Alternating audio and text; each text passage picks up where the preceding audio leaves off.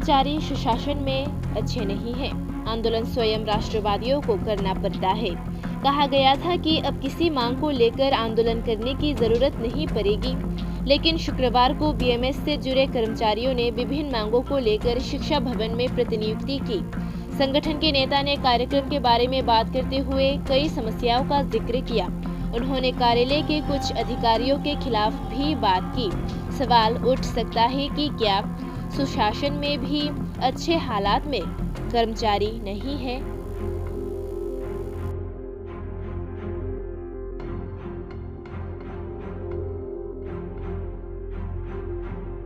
আজকে এই সরকার প্রায় 4.5 বছর আমাদের বিজেপি সরকার আসার পরে আমরা বহুবার শিক্ষা এই অধিকারের কাছে ডেপুটেশন এবং সৌজন্য মূল্য সাক্ষাৎকার বিভিন্ন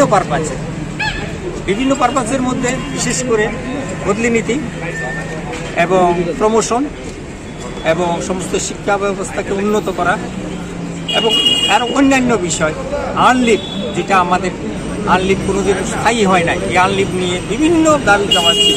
এর মধ্যে আমরা 11 এবং 10 অক্টোবরে আমরা এখানে ডেপুটেশন দিয়েছি 5 দফা দাবি নিয়ে।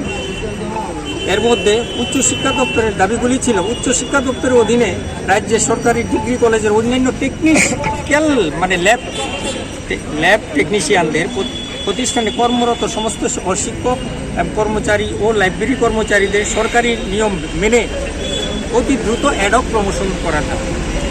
প্রমোশন এত কচ্ছপ গতিতে চলছে যে কিছুদিন পরে ইলেকশন শুরু হবে, এখন পর্যন্ত প্রমোশন প্রক্রিয়া শেষ হয় না। এর জন্য এক অফিসারই দায়ী, যারা গ্রুপ বি এবং গ্রুপ সি আর আছে জয়েন্ট ডাইরেক্টরের কাছে। এই জয়েন্ট ডাইরেক্টর প্রথম থেকেই আমাদের সঙ্গে বৈমাতৃসুলভ আচরণ করে আসছে এবং কোনো নিয়ম উপর দিয়ে আমাদেরকে নিয়ম শিখান, ভিতরে তিনি নিয়ম পালন করেন না। এবং আমাদের যে সব লোকগুলি ডাইরেক্টরের অফিসে কর্মচারী ছিল, এখানে চাকরি করত, বরঞ্চ ওদেরকে প্রতিহিংসামূলক এখান থেকে সরিয়ে দিয়েছে। আচ্ছা, যাই হোক। আর দ্বিতীয় একটা সবচেয়ে গুরুত্বপূর্ণ পয়েন্ট, বীরচন্দ্র লাইব্রেরিতে অভিযুক্ত হেড লাইব্রেরিয়ানের অবিলম্বে অন্যত্র বদলি করতে হবে। ওনার বিরুদ্ধে প্রশাসনিক শাস্তিমূলক ব্যবস্থা গ্রহণ করতে হবে। বীরচন্দ্র লাইব্রেরিতে কর্মরত কর্মচারীর উপর সংঘটিত অমানবিক আচরণে সুষ্ঠু তদন্ত করতে হবে। এই ন্যাকারজনক ঘটনার সাথে বীরচন্দ্র লাইব্রেরির অন্য লাইব্রেরি কর্মচারী যারা জড়িত আছে তাদের দপ্তর করা ব্যবস্থা পদক্ষেপ নিতে হবে। উচ্চশিক্ষা দপ্তরের নিয়ন্ত্রণাধীন কলেজ এবং অন্যান্য উচ্চশিক্ষা প্রতিষ্ঠানে কর্মরত সমস্ত অশিক্ষক কর্মচারীদের 30 দিনের অর্জিত ছুটি আনলিভ বাধ্যতামূলক করতে হবে, যেটা স্কুলের আছে।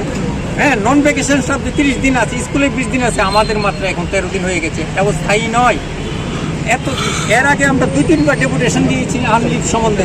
ওনারা কি করলেন, একটা মেমোরেন্ডাম ইস্যু করে দিলেন যে এখন এটা প্রক্রিয়া চলছে, আমরা এটা উপরে পাঠাইছি, আপনাদের সমস্ত কিছু আপনার আনলিভটা যেন স্থায়ী হয়। শেষ পর্যন্ত ঘুরে টুরে আবার 13 দিন, সারা বছরে 13 দিন। তাহলে বাবা, তুমি যখন ডিক্লারটা দিলে টিচারদের জন্য 13 দিন, তাহলে এখানে নন টিচিং স্টাফ নেই, তাহলে তুমি একটা মেমোরেন্ডাম ইস্যু করে দিলে পারতে। এত নাটক করে 6 মাস পরে তুমি আবার ওই একটাই 13 দিন। তো ভবিষ্যতে কি হবে, আগামী বছর থেকে কি হবে, এটার কোনো নিশ্চয়তা নাই। আচ্ছা, এর মধ্যে গ্রুপ বি কর্মচারীদের মধ্যে মাধ্যমিক পাস সমস্ত ল্যাব অ্যাটেন্ডেন্টের মধ্যে গ্রুপ বির মধ্যে অনেকে পাস করা আছে, হয় তাদেরকে এখানে ল্যাব অ্যাসিস্ট্যান্ট প্রমোশন দেওয়া হোক অথবা এলডি ক্লার্ক। এবং গ্রুপ বি যারা পাস করা আছে তাদেরও তাড়াতাড়ি গ্রুপ সিতে উন্নতি করা হোক। এখনো পর্যন্ত প্রক্রিয়া আমরা কিচ্ছু পাইনি এটার সম্বন্ধে। মোট কয় দফা দাবিতে আজকে আমাদের 11টা দাবি নিয়ে ডেপুটেশন। কার সঙ্গে মিলিত হবে? কার সঙ্গে ডেপুটেশনে মিলিত হবে?